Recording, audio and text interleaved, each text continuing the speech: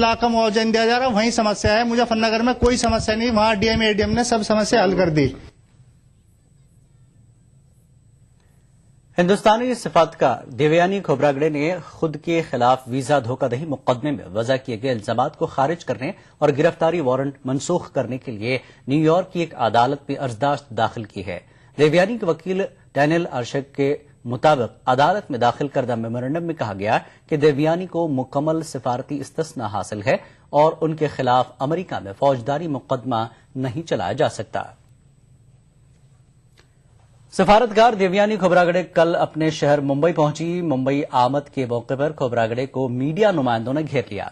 जवाब में देवयानी ने सिर्फ इतना कहा कि नाजुक मौके पर साथ देने के लिए मीडिया की शुक्रगुजार हैं। मैं सबको धन्यवाद देना चाहूंगी, इतना प्यार जिन्होंने मुझे दिया है मेरी सिटी मुंबई में। मैं बहुत खुश हूँ घर आने के लिए। अमेरिका ने इसराइली वजीर दिफा मोशे यालोन के जॉन केरी से मुताल्लिक हालिया रिमार्क्स पर बरहमी का इजहार किया और उसे नागवार और गैर मुनासिब बताया। इसराइली वजीर दिफा ने कहा था कि मशरिक वस्ता में क़याम अमन के लिए जॉन केरी की कोशिशें जुनूनी और अहमकाना हैं। अमरीकी वजारत खारजा की तर्जुमान मैरी हाफ ने कहा कि इसराइली वज़ीर दिफा के बयान से मुताल्लिक खबर अगर दुरुस्त है तो ये बिल्कुल गैर मुनासिब बात है। अमरीकी तर्जुमान ने कहा कि जॉन केरी इसराइल में अमन कायम करने के लिए मुसलसल कोशिशें कर रहे हैं और उन्होंने कहा कि अमरीका को अपने हलीफ मुल्क से ये तवक्को नहीं थी वो जॉन केरी की कोशिशों पर सवालिया निशान लगाए।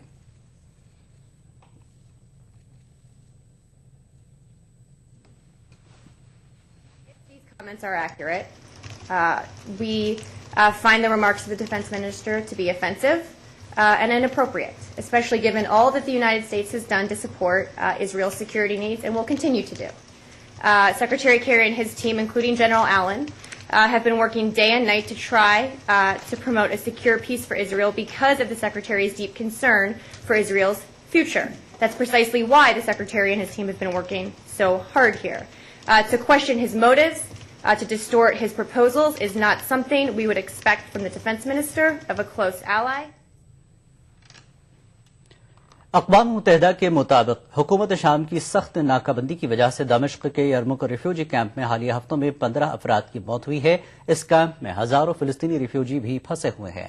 उन्हें ग़िज़ा की सख्त किल्लत का सामना है और उन्हें किसी किस्म का तहफ़्फ़ुज़ भी हासिल नहीं है। जंगज़दा शाम के यरमुक रिफ्यूजी कैंप में हजारों फिलिस्तीनी रिफ्यूजी भी फंसे हुए हैं। हुकूमत शाम की सख्त नाकाबंदी की वजह से कैंप को ग़िज़ाई अशिया की सप्लाई बंद है। अक़वाम मुत्तहिदा ने कैंप के तकरीबन 10,000 रिफ्यूजियों की मदद के लिए ग़िज़ाई अशिया से भरे 6 ट्रक कैंप रवाना किए थे, लेकिन रास्ते में काफिले पर फायरिंग के बाद ट्रकों को लौटना पड़ा। ट्रकों के लौटने की रिपोर्ट मिलने के बाद फिलिस्तीनी रिफ्यूजियों के तहफ़्फ़ुज़ के लिए कायम फिलिस्तीनी वफ़द ने कैंप का दौरा किया। वफ़द की क़यादत कर रहे अहमद मजदलानी ने कहा कि शाम में मुकीम फिलिस्तीनी बाशिंदे पहले ही हालात के मारे हैं, अब उन्हें यहाँ भी मुसीबतों का सामना करना पड़ रहा है। أكثر من 300,000 نازح فلسطيني اضطروا إلى مغادرة مخيماتهم تجمعاتهم السكانية، خسروا كل ما يملكون، وهي في واقع الأمر نكبة ثانية إن لم تكن أسوأ من نكبة عام 1948۔ सख्त मुश्किलात से परेशान कैंप के रेफ्यूजियों ने नाकाबंदी खत्म करने का मुतालबा करते हुए हुकूमत के खिलाफ मुजाहिरे भी किए। कैंप में मुकीम एक बुजुर्ग ने कहा कि कैंप में लोग भूख से मर रहे हैं।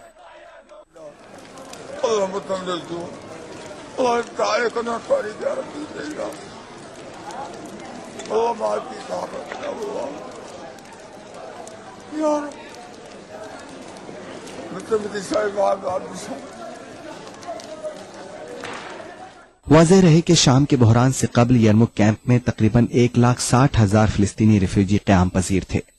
शाम में शुरू हुए सियासी बहरान के बाद यरमुक कैंप में मुकीम फिलिस्तीनी रिफ्यूजियों ने वाज़ेह कर दिया था कि वो शाम के सियासी बहरान का हिस्सा नहीं, लेकिन जब बागियों और असद फौज के दरमियान लड़ाई शुरू हुई, कई फिलिस्तीनी यहाँ से चले गए। अब यहाँ तकरीबन 18,000 फिलिस्तीनी फंसे हुए हैं। Bureau report, ETV news.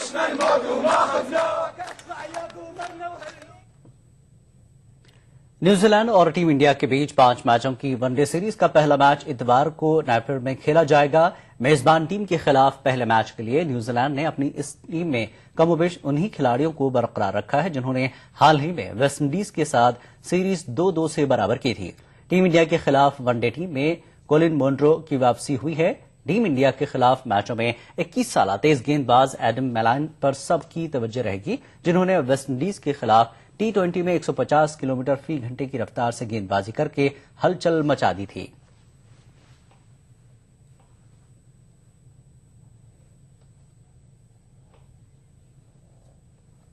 خبرنامے میں فی الحال اتنا ہی۔ آداب۔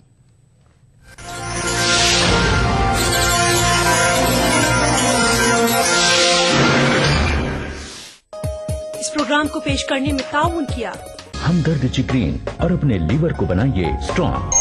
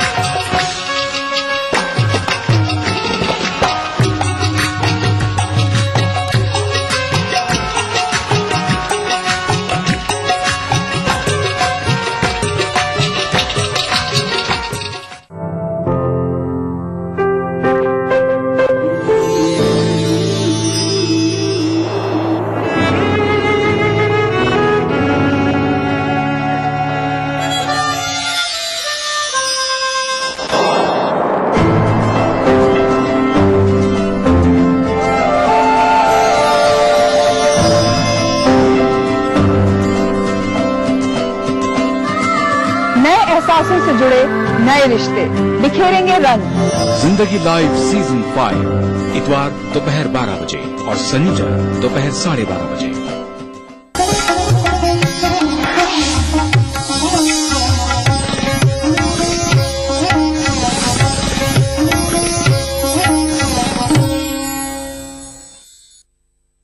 اس پروگرام کو پیش کرنے میں تعاون کر رہے ہیں بنگر سیمنٹ، سستا نہیں سب سے اچھا۔ شری الٹرا ریڈ آکسائڈ، بھارت کا ایک ماتر جنگ روधक سیمنٹ۔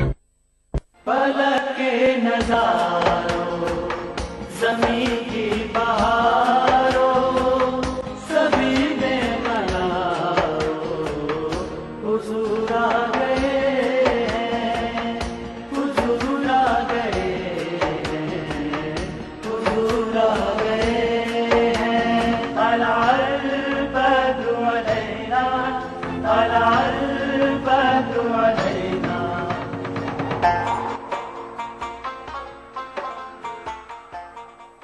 جینوم کے اندر ڈی این اے آ گیا، پھر تعلق ظاہر کا سیل کا ڈی این اے کا اتنا ہے، اب ظاہر اور باطن کا فرق بتاتا ہوں۔ ڈی این اے باطن الباطن ہے، سیل یا وجود انسان کا ظاہر ہے۔ اتنا فرق ہے دونوں میں کہ انسان مر جائے تو کوئی 6 مہینے کسی کا جسم بچتا ہے، کسی کا سال، کسی کا اس سے بھی کم، کسی کا تھوڑا زیادہ، جسم سب ختم ہو جاتا ہے۔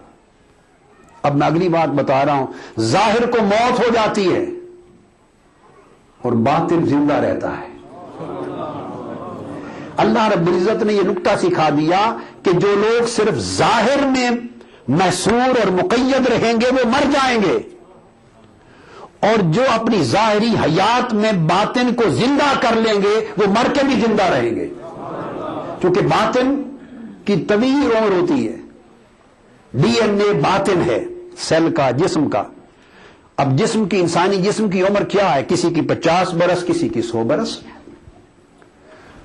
باڈی کتنے دن چلتی ہے؟ یہ ہڈیاں مسل ختم ہو جاتے ہیں خاک میں، چند سالوں سے زیادہ کچھ نہیں بچتا، جبکہ اس کا جو باطن ہے ڈی این اے وہ 50,000 سال سے لے کر 1,00,000 سال تک رہتا ہے، اور کئی جگہوں پر ڈی این اے 3 لاکھ سال رہتا ہے، اور کئی جگہوں پر 3 لاکھ سالوں سے بھی زیادہ، 6-7 लाख साल भी रहता है, कितने साल।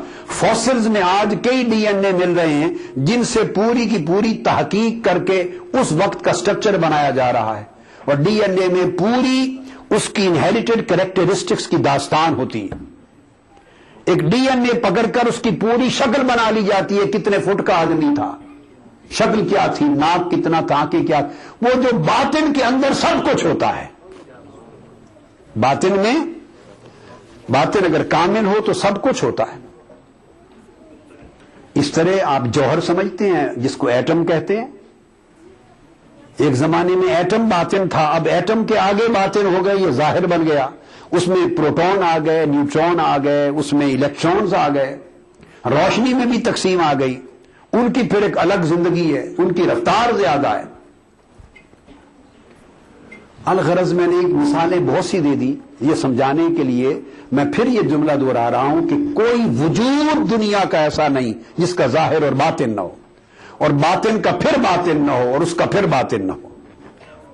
बवातिन है क्या? जाहिर एक है, बाकी बवातिन है। ये पानी जो आप पीते हैं, ये मेरे हाथ में पानी है, अब आपको सिर्फ नजर आ रहा है ये पानी, ये जाहिर है। अब जो एनालिसिस करते हैं उनसे पूछिए, वो कहेंगे ये H2O है, उनकी बोली जुदा होगी। तो जानने वालों की बोली और होती है, न जानने वालों की बोली और होती है। हम न जानने वाले लोग हैं। अब चूंकि हम नहीं जानते, कोई हमारी बोली में बात हो तो मानते हैं, दूसरे की बोली की जो कि हमें समझ नहीं, हम इनकार कर देते हैं। तो ये H2O है, हाइड्रोजन के 2 एटम्स और ऑक्सीजन का एक, ये है इस पानी की हकीकत। अब ये तो आंख को तो नहीं मालूम होता। तेजाब आप देखते हैं, इतना ही पता है ये तेजाब है, गंधक का, ये जला देता है, जाहिर को इतना पता है। मगर जानने वाले जानते हैं ये H2SO4 है, इसमें हाइड्रोजन के 2 एटम्स और फिर उसके बाद सल्फर और फिर ऑक्सीजन के 4 एटम्स है। नमक का तेजाब है, देखता आदमी तेजाब है, फर्क ही नहीं पता चलता, वो कहता है ये HCl है, हाइड्रोजन क्लोराइड है। मकसद बात का यह है कि हर जानने वाला और ढब में और जुबान में बात करता है, न जानने वाला और जुबान में बात करता है। तो गोया कायनात की हर चीज का एक बातिन है। जब आप इस उसूल को समझ गए तो अब याद कर लीजिए और ज़हन नशीन कर लीजिए कि इसी तरह अल्लाह रब्बुल इज्जत ने, और ये तो छोटी छोटी चीजों का जाहिर व बातिन है, और कायनात में सबसे अहम तख्लीक इंसान की है। लक़द खलक़नल इंसान फी अहसन तक़वीम। तो आप अंदाजा कीजिए, जब अदना तख्लीकात, छोटी छोटी मखलूकात, एक एक जर्रे के बराबर जो मखलूकात हैं, उनका जाहिर और कई कई बवातिन हैं, तो जो सबसे अहसन तकवीम है, आला मखलूक है कायनात की, उसके जाहिर और बवातिन का आलम क्या होगा? उसको अल्लाह रब्बुल इज्जत ने कैसे बना दिया जाहिर और बातिन की तकसीम के बगैर? उसने कोई कायदा, कोई चीज ही नहीं छोड़ी जिसका जाहिर और बातिन नहीं। तो इंसान कैसे इससे भाग हो सकता है? तो उसके कितने जाहिर कितने बातिन होंगे? ये तो इंसान का हाल है। और फिर इंसानों में मरातिब का भी जाहिर और बातिन होता है। और जब इंसानियत की सतह में, इंसानियत की दुनिया में कोई तरक्की करके मर्तबा विलायत को पहुंचता है, तो जो मदारिज बुलंद होते हैं, उसके जवाहिर और बवातिन भी उसी तरह बढ़ते चले जाते हैं।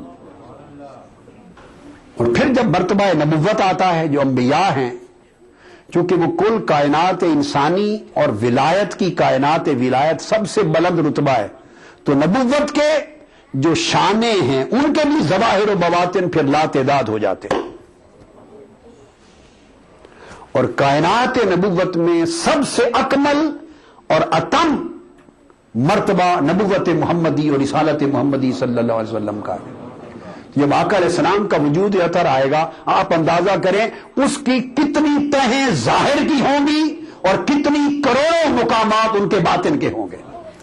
इसलिए कई उरफा ने हज़रत बायज़ीद बुस्तामी ने कहा कि मैंने हकीकत मुहम्मदी सल्लल्लाहु अलैहि वसल्लम दरियाफ्त करने की कोशिश की और गोता जन हुआ, تو میں نے 70,000 نور کے حجابات دیکھے جس میں حقیقت محمدی تھی، اور میں اگر اس میں سے پہلے نور کے پردے کی طرف بڑھتا حقیقت محمدی کو جاننے کے لیے تو جل کے راکھ ہو جاتا.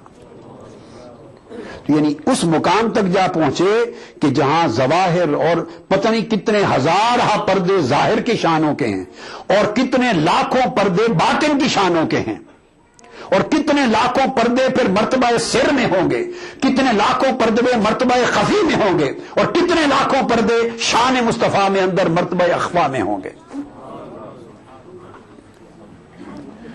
یہ قاعدہ ہے، ظاہر اور باطن کا تسلسل بڑھتا بھی ہے. اور دیکھیے جو آپ نیچے، اب آپ کہیں گے کہ ایک ظاہر و باطن تو تھا مگر لاکھوں تک بات کیسے پہنچ گئی؟ یہ قانون قدرت ہے، قانون تخلیق ہے. میں آگے ڈیٹیل میں نہیں گیا. جتنے میں نے سائنٹیفک ڈسکشنز کی یا اشارے دیے، خواہ جینومز کے دیے، ڈی این اے کے دیے، سیلز کے دیے، پروٹونز کے دیے، نیوٹرونز کے دیے، الیکٹرونز کے دیے، سیلولر سائنس کے دیے، مائکرو بایولوجی کے دیے، جینیٹک سائنس کے دیے، آپ دیکھیے جب تک ظاہر میں رہتے ہیں ایک وجود ہوتا ہے، آگے بڑھتے ہیں تو وہ ملٹی پلائی ہوتا چلا جاتا ہے. نظام ہے، جو ترقی ہوتی ہے ملٹیپلیکیشن ہوتی ہے. اللہ رب العزت نے فرمایا یا ایھا الناس اتقوا ربکم الذی خلقکم من نفس واحدہ. ابتدا کی انسان کی نفس واحدہ سے، ایک سیل سے کی. خلق منہا زوجہا، پھر آگے ترقی کرنے کے لیے اس کا پھر جوڑ بنا دیا، دو ہو گئے. وَبَثَّ مِنْهُمَا رِجَالًا كَثِيرًا وَنِسَاءً، آگے ترقی کی تو بے حساب اور لا تعداد اس میں سے پھیلا دیے. اس طرح انسان جب پیدا ہوتا ہے رحم مادر میں تو ایک ایگ ہوتا ہے، ایک باپ کی طرف سے ایک سپرم آتا ہے، ماں کی طرف سے ایک سیل آتا ہے جس کو اووم کہتے ہیں. سپرم اور اووم ملتے ہیں، یہ آپس میں ایک وجود، ایک انڈا بنتا ہے، زائگوٹ. پری زائگوٹک مرحلے بھی ہیں، پرو زائگوٹک مرحلے بھی ہیں. ایک سیل بنتا ہے، اس کو فرمایا وَخَلَقَ مِنْهَا زَوْجَهَا، پھر آگے بڑھتا ہے تو تقسیم ہو کے دو بن جاتا ہے، اور آگے آتا ہے تو 2 سے 4 ہو جاتے ہیں، 16 بن جاتے ہیں، 32 بن جاتے ہیں، 64 بن جاتے ہیں، ملٹی پلائی ہوتے چلے جاتے ہیں. اور اتنی لا تعداد ملٹیپلیکیشن کے بعد جا کے ایمبریو انسان کی ابتدائی شکل بنتی. تو دیکھیے ایک اس وقت نظر آئے گا وجود جب آپ ظاہر کو دیکھیں گے، تو جب آپ باطن میں اترتے چلے جائیں گے تو وہ ایک کثرت میں بدل جائے گا، اور پھر کثرت مزید کثرت میں بدلتی چلی جائے گی. یہ اللہ رب العزت کا نظام ہے. تو جو ترقی ہوتی ہے مدارج بڑھتے چلے جاتے ہیں، بواطن بڑھتے چلے جاتے ہیں، اور ان بواطن کی سطحیں بڑھتی چلی جاتی ہیں. اس لیے میں نے عرض کیا کہ آقا علیہ الصلوۃ والسلام کہ جب مقام پر ہم بات کرتے ہیں تو ظاہر میں ایک وجود نظر آتا ہے، اور باطن میں لا تعداد کائناتیں نظر آتی ہیں. لا تعداد کائناتیں نظر آتی ہیں. تو اللہ تبارک و تعالی نے جتنے اس کائنات میں تعینات بنائے ہیں، علوی اور سفلی، اوپر کی دنیا کے وجود، نچلی دنیا کے وجود، ان سب تعینات میں، موجودات میں ظاہر بھی ہے باطن بھی ہے، ظاہر بھی ہے باطن بھی ہے. اور یہ بات یاد رکھ لیں کہ جب ظاہر کائنات کی بات کرتے ہیں، انسانوں کے وجود سیدنا آدم علیہ السلام سے لے کر انبیاء کی آقا علیہ السلام تک، پہلے بشر اور انسان سے لے کر قیامت تک کے آخری بشر اور آخری انسان تک، جب کائنات کے ظاہری وجودوں کی بات کرتے ہیں، زمین کی، آسمان کی، شمس و قمر کی، جب ظاہری وجود موجودات کی بات کرتے ہیں تو ظاہری موجودات کی اصل صورت محمدی ہے صلی اللہ علیہ وسلم. حضور علیہ السلام کے وجود کی بھی 2 صورتیں ہیں، ایک آقا علیہ الصلوۃ والسلام کا وجود روحی اور ایک آپ کا وجود بشری. جو وجود روحی ہے آقا علیہ الصلوۃ والسلام کا، وہ وجود معنوی بھی ہے، وہ وجود نوری بھی ہے، اور جو وجود بشری ہے وہ وجود ظاہری بھی ہے، وہ وجود حسی بھی ہے، وہ فزیکل ایگزسٹنس ہے، پرسیپٹیبل ایگزسٹنس ہے، پرسیویبل ایگزسٹنس ہے، اور جو باطنی وجود ہے آقا علیہ الصلوۃ والسلام کا، وہ اس کی اسپرچل ایگزسٹنس ہے، ڈیوائن ایگزسٹنس ہے۔ تو ظاہری موجودات میں، ظاہری موجودات کی اصل صورت محمدی ہے، بشریت محمدی ہے، اور کائنات کی باطنی موجودات کی اصل روح محمدی ہے۔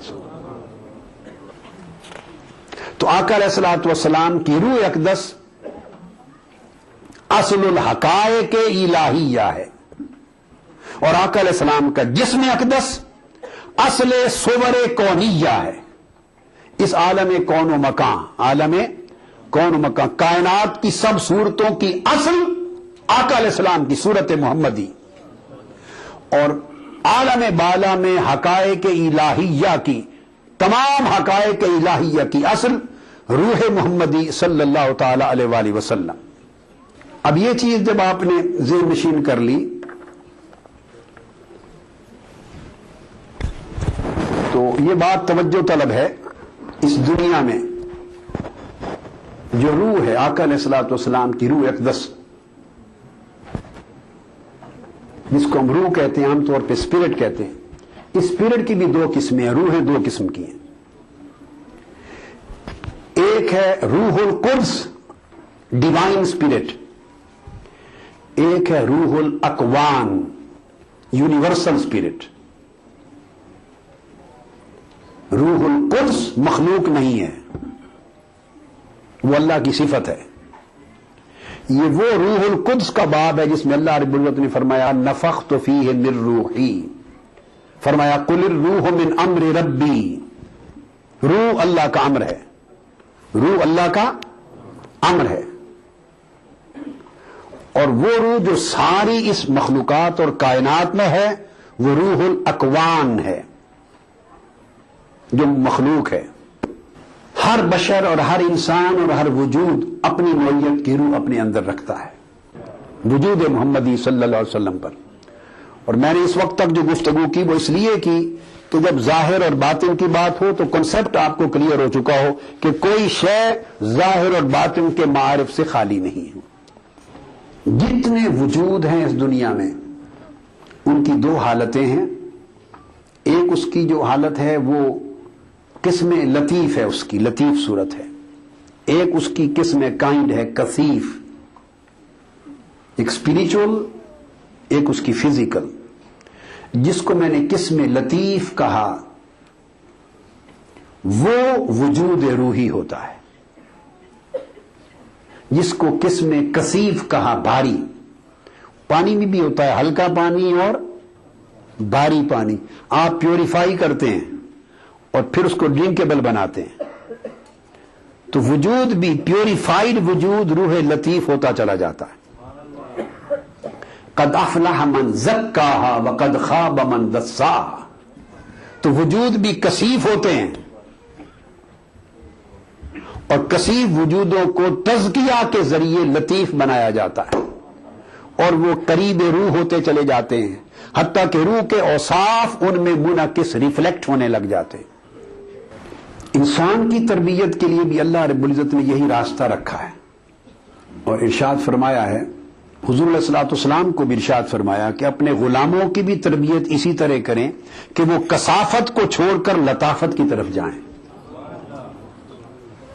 اب پانی کی بات تو سمجھ گیا نا، یہ جو بچے پڑھتے ہیں اسکولوں میں جانتے ہیں بھاری پانی اور ہلکا پانی ہوتا ہے، تو بھاری پانی پینے کے قابل نہیں ہوتا، یعنی نفع بخش نہیں ہوتا۔ تو جس طرح پانی میں کثافتیں رہیں تو جسم کی صحت کے لیے اچھا نہیں، اس طرح جس وجود میں روحانی کثافتیں رہیں وہ روحانی صحت کے لیے اچھا نہیں ہوتا۔ تو آقا علیہ السلام کو بھی یہی راستہ بتایا، یتلو علیہم آیاتہ ویزکیہم ویعلمہم الکتاب والحکمہ۔ اب آپ غور کریں، تعلیم اور علم کی بات بعد میں آئی، پہلے فرمایا ان پر اللہ کی آیات تلاوت کرتے ہیں. یتلو علیکم آیاتنا ویزکیکم ویعلمکم الکتاب والحکمہ. اللہ کی آیات تلاوت کرتے ہیں، پھر تمہارا تزکیہ کرتے ہیں، یعنی تمہاری کثافتیں دور کر کے تمہیں وجود لطیف دیتے ہیں. وَيُعَلِّمُكُمُ الْكِتَابَ وَالْحِكْمَةَ، بعد میں تمہیں علم دیتے ہیں کتاب و حکمت کا، کتاب و سنت کا. بھائی کتاب و سنت کا علم بعد میں دیتے ہیں اور لطیف پہلے بناتے ہیں. کثافت دور کر کے تزکیہ پہلے کرتے ہیں. یہ پہلے کیوں؟ وہ اس لیے کہ اگر کثافت رہے اور انسان علم پڑھ لے تو گمراہ ہو جاتا ہے. اگر من میلا کچیلا رہے، اندر تکبر رہے، ہرس رہے، طلب دنیا رہے اور نفس امارہ رہے، اندر روحانی کثافتیں رہیں، روحانی مناہی رہیں اور من کے اندر خرابیاں اور نجاستیں رہیں اور اوپر سے بندہ علم پڑھ لے تو یہ دل و بہی کثیرن کا مظہر ہو جاتا ہے، بندہ گمراہی کی راہ پہ چل پڑتا ہے. اور اگر کثافتیں پہلے دور کر لے تزکیہ کے ذریعے اور اس کا قلب و باطن لطیف پہلے ہو جائے اور بعد میں کتاب و سنت کا علم حاصل کرے تو بندہ یہدی بہی کثیرن کے زمرے میں چلا جاتا ہے، پھر صاحب ہدایت بن جاتا ہے، صاحب ہدایت بن جاتا ہے. تو یہ تو صحابہ کرام کی تربیت کا راستہ بھی ہر انسان کے لیے. یہ تو پتہ چلا کہ ایک جسم وجود لطیف بھی ہے اسی وجود میں اور ایک اس کی وجود کثیف بھی ہے. فلک کے نظاروں، زمین کی بہاروں، سبھی میں مناروں حضور آ گئے.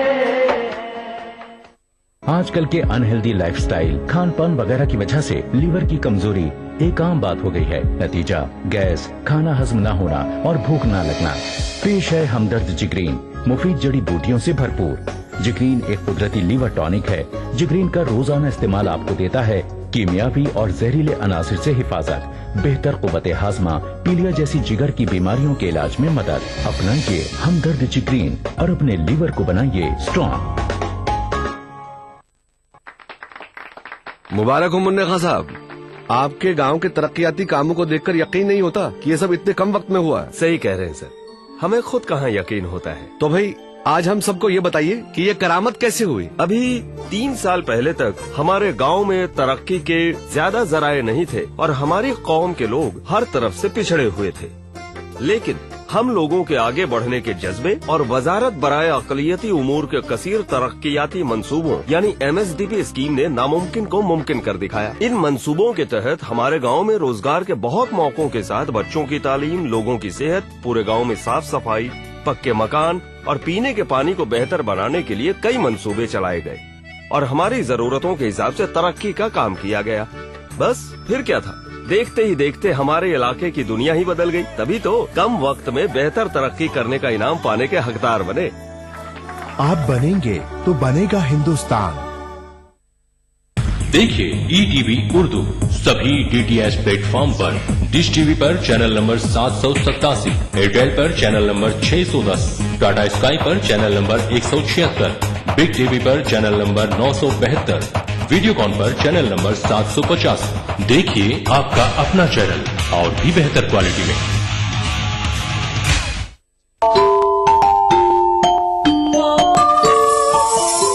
اسلام فار کڈز یعنی اسلام بچوں کے لیے. اس پروگرام میں قرآن اور حدیث کے قصے اور واقعات، حضرت محمد صلی اللہ علیہ وسلم اور صحابہ کی زندگی کے حالات اور اسلامی تعلیمات کے اہم واقعات پیش کیے جائیں گے. اس میں ہمارے لیے سبق ہے، گائیڈنس ہے اور رہنمائی کا سامان ہے. اسی کے ساتھ ساتھ اسلامی تعلیمات کی وہ باتیں بھی ہم آپ کے سامنے رکھیں گے جس میں مورل ویلیوز سکھائی گئی ہیں تاکہ ہم اپنے اندر اعلیٰ کیریکٹر، اعلیٰ اخلاق پیدا کر سکیں اور دنیا اور آخرت میں کامیابی حاصل کر سکیں. اسلام فار کڈز ہر اتوار صبح 9 بجے صرف ETV اردو پر. یا رسول یا رسول یا رسول یا رسول صلی اللہ علیہ وسلم. ساری کائنات مسرور ہے، جشن میلاد رسول ہے. اے نبیوں کے